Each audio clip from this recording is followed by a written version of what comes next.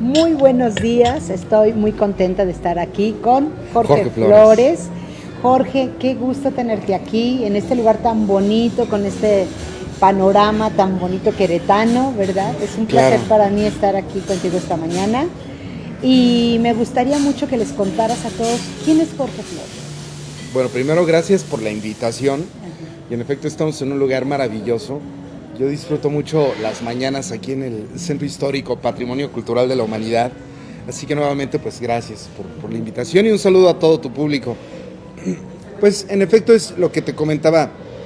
Eh, yo creo que cada día nos vamos descubriendo para responder este interrogante que quizás sea una de las más importantes de la vida de cada ser humano, que es quiénes somos y luego a qué venimos, ¿no?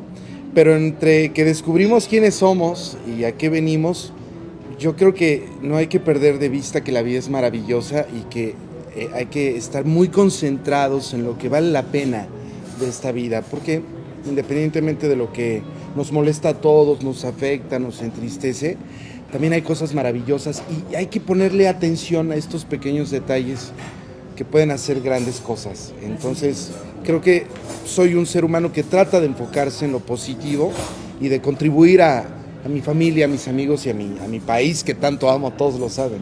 Claro, ¿y qué significa Querétaro para ti? Querétaro me ha dado tantas cosas. Yo soy de la Ciudad de México, del norte, de la capital, pero desde los 6 años yo venía ya aquí a Santiago de Querétaro, prácticamente soy queretano. Mi abuelo vivía en la calle de Valvanera, esquina Ezequiel Montes, casi esquina Ezequiel Montes. Entonces veníamos a visitarlo, pero ya formalmente me cambio en el año 2002, ya hace 20 años. Entonces ya tengo 20 años, la mitad de mi vida ya viviendo aquí. Aquí en Querétaro. Y me ha dado tantas cosas, he conocido gente maravillosa, que son mis amigos, conocí el amor también aquí. Y grandes oportunidades de desarrollar lo que a mí me gusta, que es justamente la historia. La historia. ¿Qué es lo que más te gusta de la historia? ¿De Querétaro De o la en general? del mundo. Del... Pues, creo que la historia es apasionante. Lamentablemente el modelo, como nos la han enseñado, pues puede parecer aburrida. Sin embargo, creo que si uno se da la oportunidad de conocerla a través de la lectura o haciendo scouting en algún lugar histórico, sí, descubrirás que realmente es muy interesante. Y bueno, cada quien tendrá, ¿no?, su historia preferida. Hay quienes se van por los egipcios, por Grecia, por incluso Roma, pero es apasionante toda la historia. Y bueno, la de México, yo siempre he dicho que supera la ficción. No necesitas agregarle nada porque ya supera la ficción. Incluso he tenido la oportunidad de conocer gente de muchos países del mundo por mi trabajo. Y ellos mismos me han externado, Jorge, es que la historia, ¿cómo es posible que ocurrió esto, no? O ¿cómo es posible que, no sé, Pancho Villa, ¿no?, hiciera esto? En fin, entonces, sí, la historia de nuestro país es apasionante y esa es mi tarea, una de mis tareas, acercar la historia a la gente a través del teatro. Tengo, claro, pensado escribir algún día un libro, por ahí tengo algunos bocetos, pero por lo pronto mi manera de acercar la historia a la gente es a través del teatro y de productos audiovisuales. Hemos hecho una miniserie no hace mucho tiempo, estamos en proceso de hacer una serie, entonces bueno, pues a eso me encanta. También produces. Sí, afortunadamente producimos una serie, una miniserie histórica de 3 capítulos, que dura cada uno 18 minutos, se llama Los Insurgentes. La hicimos por la pandemia, la gente no podía salir, no podía, como tú sabes, acudir a teatro. Claro. Entonces, bueno, ¿por qué no llevarles la historia a sus hogares? Qué buena idea, ¿no? Eso fue salvador, sobre todo para la gente que en tiempos de pandemia se tendía a deprimir, de estar encerrado, de no poder ir a ningún lado y aparte aprendes. Sí, y también nos dio mucho gusto porque pudimos darle chamba a muchas actrices y actores, más de 70 personas se vieron involucradas. Entonces también eso para nosotros fue claro, genial. Porque ¿no? económicamente fue un golpe muy duro para todo el mundo, ¿no? Así a nivel mundial ha sido, bueno, y ahorita todavía lo estamos pagando un poco con la recesión que hay económica, sí, o sea. Es correcto. Qué bien. Y bueno, ¿y cuál es tu personaje histórico? A ver, cuéntame. Bueno, tengo varios. Uno de ellos te comparto, y además con este fondo maravilloso. Sí. Josefa Ortiz de Domínguez me parece un personaje admirable, una mujer que en su tiempo rompió pues, Claro, ¿no? varios esquemas, porque además externaba lo que ella pensaba, y eso no era muy común en las mujeres de aquel tiempo. Ella, fíjate que a los 8 años de edad perdió a su mamá, y a los 10 años pierde al papá. Entonces se queda huérfana, pero afortunadamente tenía una media hermana mayor, mucho mayor que ella, que se llamaba María Sotero. Entonces María Sotero la adoptó durante un año, la apapachó, la protegió, pero al año María Sotero pues dijo, mi hermanita tiene que educarse. Y sabemos por la investigación que hemos hecho, y también por la gran obra de un gran historiador que fue Gabriel Agraz García de Alba, considerado el mejor historiador sobre Josefa, que un señor llamado Rafael Eguite aporta un recurso para que Josefa pueda ingresar a una de las mejores instituciones educativas de aquel entonces, que era el Colegio de San Ignacio de Loyola, conocido por todos como el Colegio de las Vizcaínas, ¿no? que aparte actualmente ahí hacen eventos, bodas. Ajá. Entonces, la niña ingresa, imagínense una niña de 10, 11 años de edad, yo me imagino temerosa, insegura, ¿no? Ha perdido a papá y a mamá. Sí. Y sabemos que cuando ingresa, semanas después, las autoridades descubren que tenía una habilidad, como todos. Y la habilidad de Josefa era el dibujo. Sabemos incluso que hasta el final de su vida va a dibujar. Pero bueno, pasan los años y a los 18 años de edad, ella conoce a Miguel Domínguez. Que Miguel Domínguez era el oficial mayor del gobierno virreinal, o sea, el que manejaba la lana. Sí. Entonces sabemos que Miguel Domínguez en algún momento va de visita al Colegio de las Vizcaínas y conoce a Josefa. Y bueno, se enamoran, se casan. Y en el año de 1805 a Miguel Domínguez lo van a nombrar corregidor de letras de Santiago de Querétaro, ¿no? Entonces el gobierno español le va a decir, oye, puedes ocupar la parte superior de las casas reales. Entonces cuando ellos llegan, la familia Domínguez era una familia muy pequeña, tenían 4 hijos, nacen allá en la Ciudad de México 4, la primera será María Ignacia Policarpia Domínguez Ortiz, el primer hijo que tienen es una niña, pero ¿qué crees, Norma? Aquí van a nacer los otros 6, y van a nacer queretanos. Entonces de los 12 hijos que tuvieron, sabemos que 2 murieron antes de cumplir el año de edad, entonces sobreviven 10, que van a vivir, ¿no? Aquí, y que van a ser, por cierto, para tu público, un tip histórico, es de que ellos, los 6 hijos que nacen aquí, fueron bautizados en el Templo de Santiago Apóstol, que está aquí muy cerca. Entonces la admiro porque se involucra en esta conspiración, como todos sabemos. Es el alma, dicen algunos, de la misma conspiración, porque propone muchas ideas. Ella también está preocupada porque el rey, ¿no? Ha sido hecho prisionero por Napoleón. Pero bueno, en el ocaso de su vida, ha muerto Hidalgo, Allende, Aldama, Jiménez, Morelos, Matamoros, Mina, Galeana, y ella sobrevive. Y sabemos que la nombran héroe nacional en vida. Pero Josefa, antes de morir, le dice a sus hijos, todavía ella sobrevive 8 años, porque ella muere en el 1829, 8 años después de que terminó la guerra. Y permíteme regalarle a tu público lo que dice. Ella dice, no les puedo pedir perdón, le dice a sus hijos, porque sabemos que varios de sus hijos la juzgaron o criticaron por haberse metido, ¿no? en eso.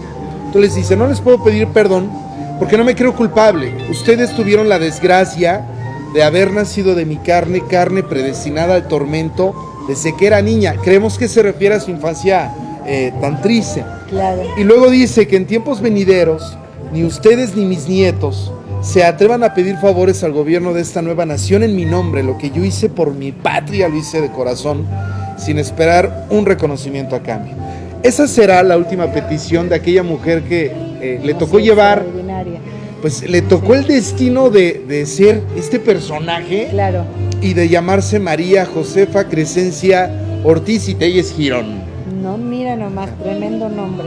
Así es. Tremendo nombre. ¿Y el favorito? Porque siempre hay un bueno, favorito. Ella, y yo creo que hay mucho que contar sobre Josefa. Sí, pero también me parece uno muy interesante, Fernando Maximiliano de Habsburgo. Mi favorito es Miguel Miramón, porque fue un hombre, considero, coherente, y precisamente por esa coherencia es que muere. Pudo cambiar de bando, tuvo la oportunidad, pero no lo hace, ¿no? Y estaba convencido de sus ideales.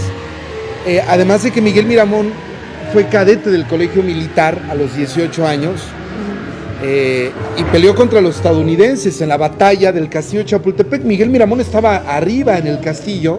Sabemos que estaba protegido por un colchón, una cama que él había volteado, y estaba peleando y le quita la vida a varios estadounidenses, hasta que finalmente llega un soldado afroamericano que le hace una herida en la mejilla y lo va a matar, y bueno, le perdonan la vida. Y después va a ser presidente de México, Norma. Entonces, vaya vida que tuvo, porque primero, repito, pelea contra los estadounidenses, le toca ser parte de esta batalla tan famosa, y luego a los 28 años de edad se convierte en presidente de México. Y de los presidentes que llevamos hasta el día de hoy, que me parece llevamos 65, él es el más joven. De los 65, tenía 28 años de edad.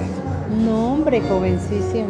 Entonces, después, bueno, por causas de política, tenemos dos presidentes al mismo tiempo. Por un lado tenemos a Benito Juárez, que es presidente por parte del Partido Liberal, que la Constitución del 57, ¿no?, dice que si el presidente falta, el presidente de la Corte Suprema de Justicia ocupa el poder. Entonces, en ese sentido, bueno, Juárez era presidente interino, hay que hacer hincapié, no era constitucional. Pero el problema es que la Constitución del 57 no era reconocida por el pueblo, o la mayoría. ¿Por qué? Pues porque consideraban que era una constitución herética, que atentaba contra los bienes de la iglesia. Y bueno, sabemos que la gente en aquel entonces pues era muy, muy católica, muy religiosa. Y por el otro lado tienes al presidente que propone el Partido Conservador, al ver que, oigan, pues esta constitución no está siendo reconocida. Entonces, bueno, pues nosotros proponemos este presidente. Entonces, bueno, vaya que fue una época de nuestra historia muy terrible, porque, repito, vamos a tener dos presidentes al mismo tiempo, sí, y que se van a enfrentar, de pelear y discutir, pasan a las armas, y bueno, a ese conflicto lo llamamos la Guerra de la Reforma. Sabemos que Juárez triunfa, pues genera mucha controversia, ¿no? El por qué triunfó. Sabemos que los Estados Unidos, no podemos negarlo y no podemos tapar el sol con un dedo. Sabemos que los Estados Unidos apoyan a Juárez para derrotar a Miramón. El hecho es que Miramón, bueno, se va a Europa, y tiempo después Miramón se mostraría interesado, ¿no?, en apoyar a Maximiliano, siempre y cuando Maximiliano ya no tenga el apoyo de Francia. La gran mayoría de las personas se equivocan en este dato, porque dicen, no, es que Miramón fue un traidor porque apoyó a Maximiliano, bla, bla, bla, bla. Primero yo diría, no hay que ser maniqueos y no hay que juzgar la historia de buenos y malos, ¿no? Juárez tuvo grandes virtudes, pero también tuvo grandes defectos. Miramón tuvo grandes defectos, también tuvo grandes virtudes. Claro. Pero el hecho es de que critican a Miramón por ello.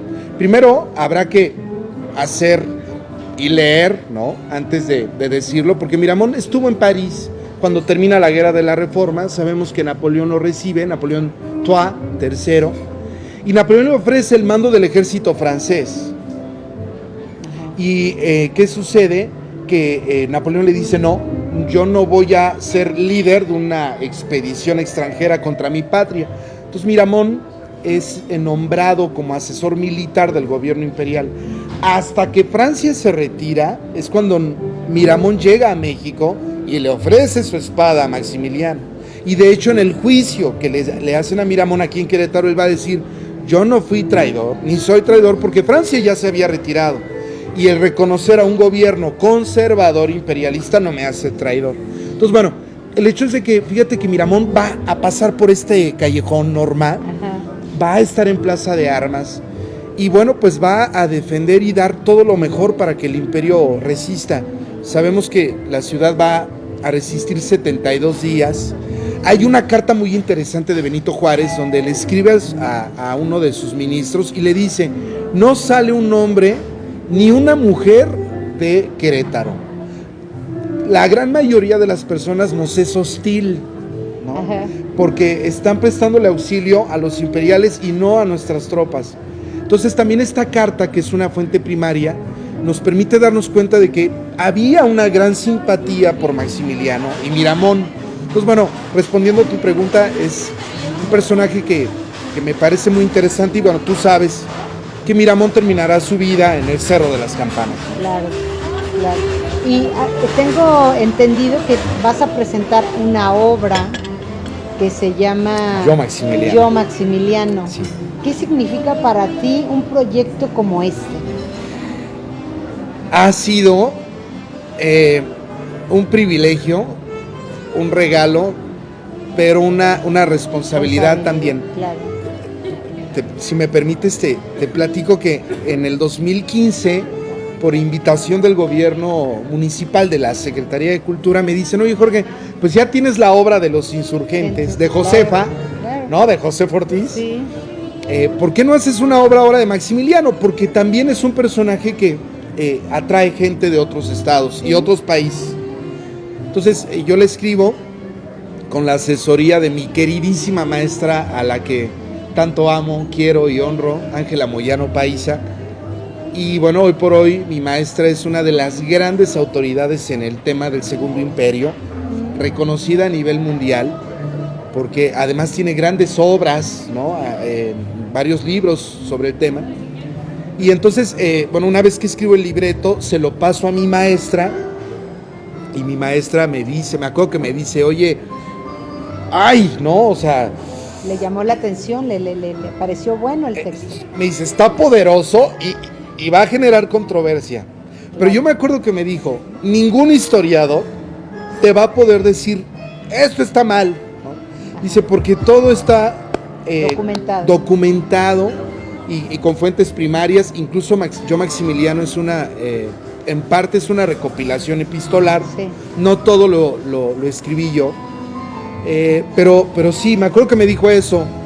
O sea, un texto muy exacto, muy llevado a la realidad. Muy cercano, precisamente por todos los documentos. Me acuerdo que la mesa, mi escritorio, estaba lleno así de libros, y bueno, fuimos ahí escribiendo.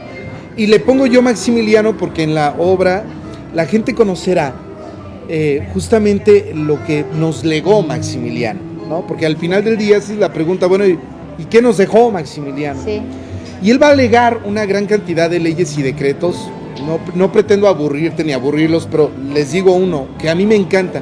Dice: otorgo igualdad de derechos a la madre y al padre en la manutención de los hijos y a los hijos nacidos fuera del matrimonio. Entonces, esa ley, que nos podría parecer actual, muy moderna, claro, ¿no?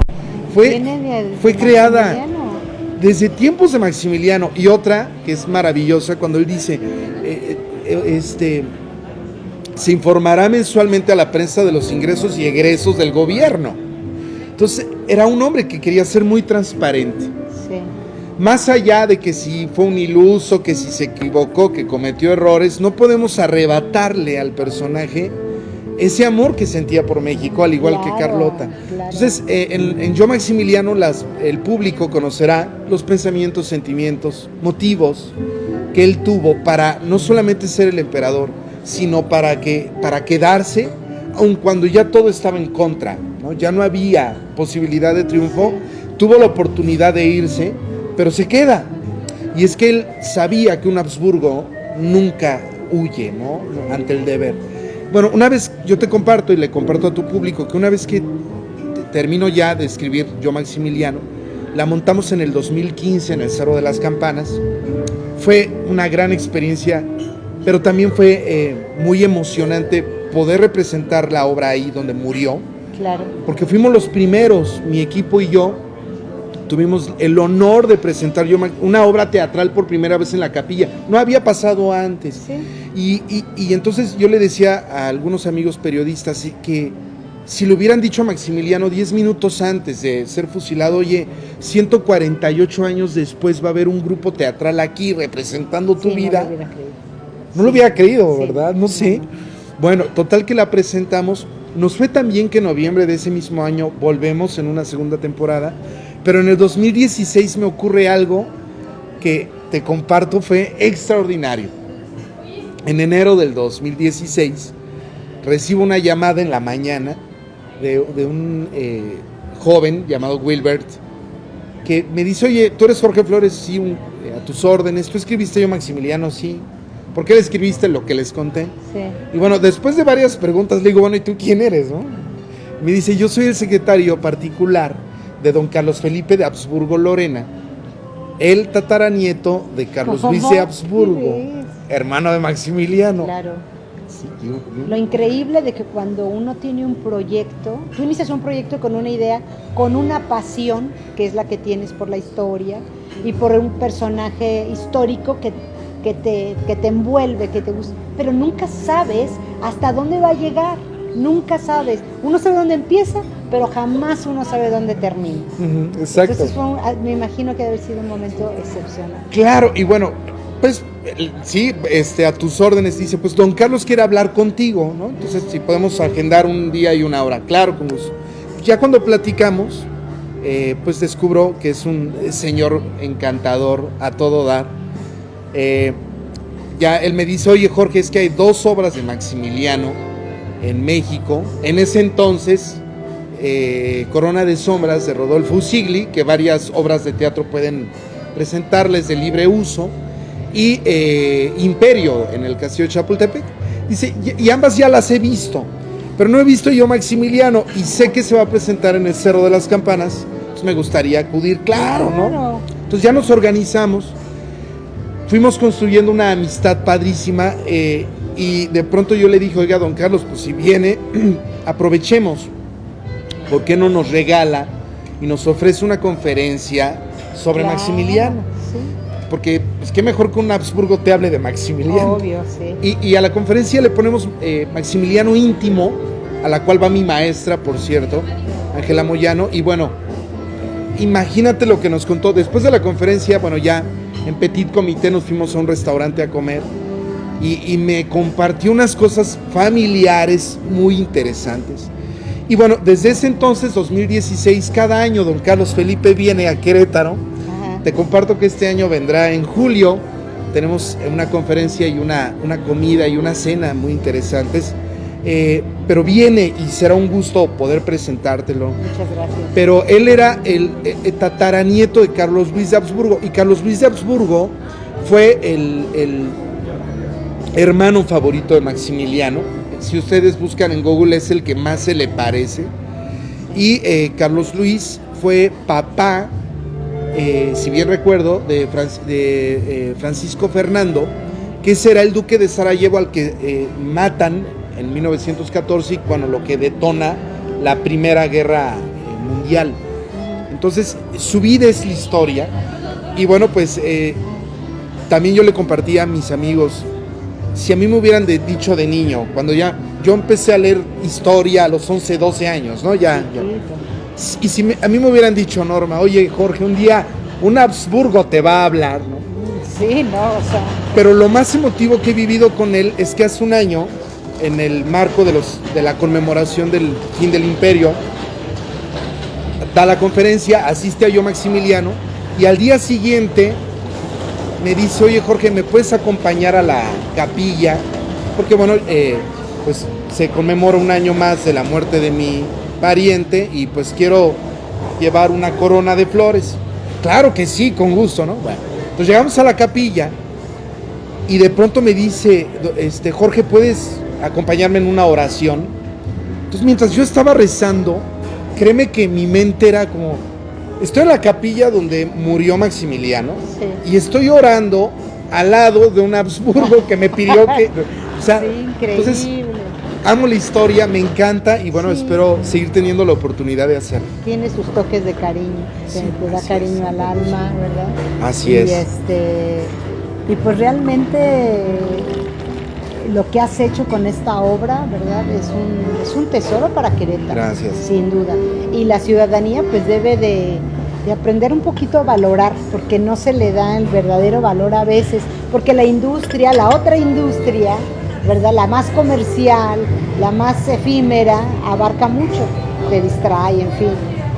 Pero cuando uno sabe apreciar lo que es la cultura, porque esto es cultura, absolutamente, entonces es cuando uno debe de promover que las personas se acerquen a eso. ¿Cuándo es la obra de Maximiliano? Bueno, les comparto que este año Yo Maximiliano se va a presentar en el Cerro de las Campanas. Estrenamos hoy, Norma. Hoy estrenamos. Tenemos ¿Cuándo? A ver, y estamos muy emocionados porque ya tenemos función llena. Sí. Desde la semana ya está saturado. Pero bueno, vamos a estar 15, 21 y 28 de mayo. Y posteriormente 4, 11, 12, 18 y 19 de junio. Entonces hoy, que es 15 de mayo, Sí. día en que Maximiliano entregó su espada, un 15 de mayo de 1867, es el estreno hoy. Y la temporada concluye el día 19 de junio, que como todos sabemos es el día en que murió. Sí. Vamos a estar 8 funciones a las 8 de la noche. Por ejemplo, estamos muy emocionados, mi equipo y yo, porque ya tenemos gente de Acapulco, Chihuahua, Sonora, Ciudad de México, que vienen a ver Yo Maximiliano. Entonces, Feliz. para nosotros es muy, muy, muy emotivo y agradecemos mucho a la vida el que vengan de otros estados a verla. A verla, claro. Pues queda todo el público invitado a esta obra de Yo Claro. Maximiliano. Vayan, va a estar muy linda, tienen bastante tiempo, va Sí. empezando hoy la temporada, Sí. así que espero yo poder acompañarlos en Por algún favor. momento y te agradezco infinitamente esta entrevista Gracias con a ti. alguien que sabe tanto de la historia, Gracias. que le ha dado su corazón a la historia, y te felicito por esa trascendencia que ha tenido Gracias. tu obra y esperemos en Dios que así continúe. Gracias, pues gracias por la invitación y siempre he mencionado que no podemos amar lo que no conocemos. Exacto. Y esto no solamente lo podemos aplicar en nuestra vida, ¿no? Y en nuestra relación con las personas, sino también para con nuestro país. Sí. Y la única manera de amar a México es conocer su historia, conocer su cultura, sus tradiciones y degustar su gastronomía, que es patrimonio cultural de la humanidad. Sí, claro, ¿no? Entonces, seguro bueno, que sí. pues un saludo a todos y los esperamos en el Cerro de las Campanas No para que falten. conozcan esta historia. No falten, allá nos vemos. Chao. Claro.